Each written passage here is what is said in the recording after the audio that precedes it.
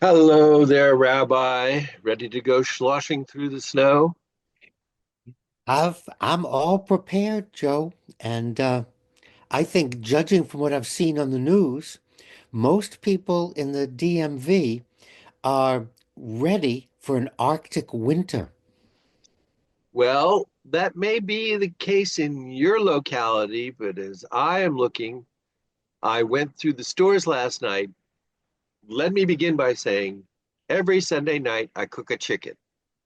But this Saturday, I could not find a chicken to save my life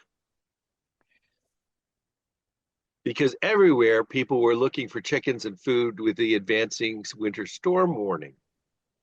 But everybody was being very polite about it. I was very proud of humanity as I stood there watching the roasted chickens at Costco disappear in front of me. People were not shoving and elbowing like a Macy's basement store bargain rumble. It was, no, you were here first, you take one.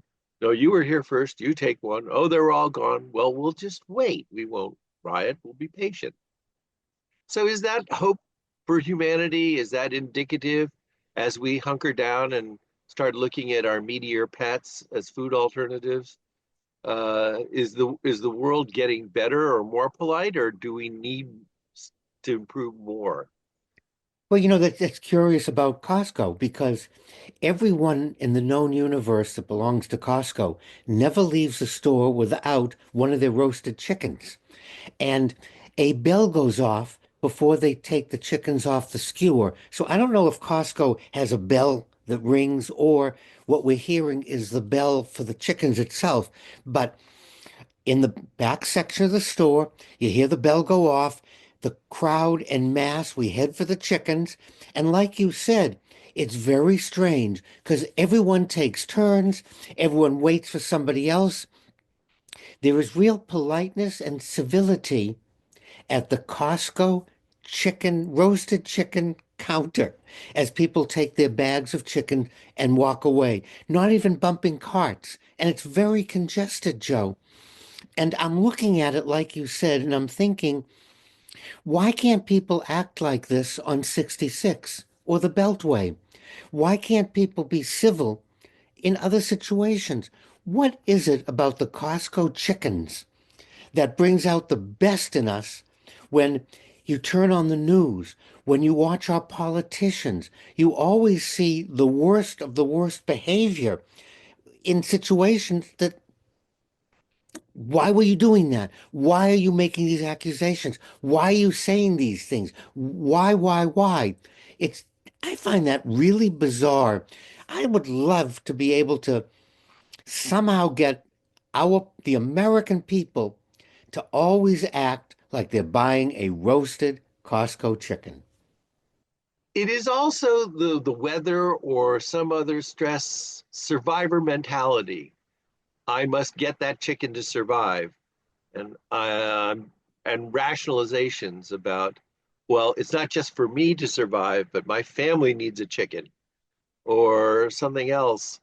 And while Costco chickens are the exception, going into the parking lot of Costco and seeing an open space is a completely different issue. You're not taking that space, that's my space. And many hand gestures and so forth later. And I've even had people pretend that they don't speak English. And then they pull in ahead of me in a space, and I don't mind. I let them go. And later I slash their tires. Not really. But humanity seems to be improving ever so slightly. And can we thank the the current president elect for that? Because we've seen what bottom is coming, what selfishness and self-serving leads to, and at least in the stores that you and I frequent, people realize we have to start being nicer to one another because the alternative is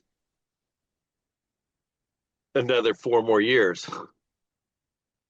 I'm waiting, I'm reserving judgment.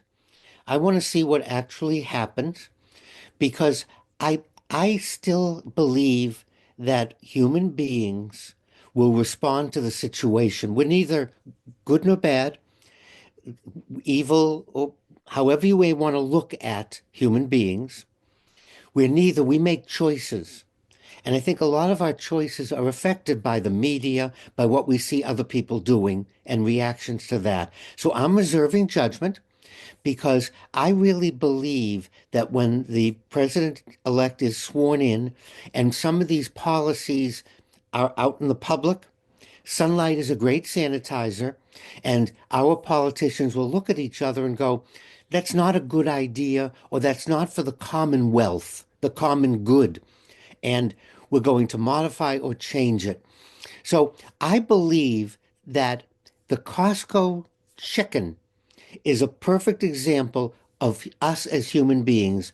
And I believe this will show through in the parking lot, in the House, in the Senate, on 66, and on the Beltway. I think we're going to see a Costco chicken phenomena. The only thought that comes to mind, Rabbi, is don't count your chickens. But thank you as always for the wisdom and the observations. Let's hope you're right about those chickens. And for those of you listening and watching, next time you're in Costco, listen for the bell. And when you hear the ding, you'll know it's time to head to the roasted chickens.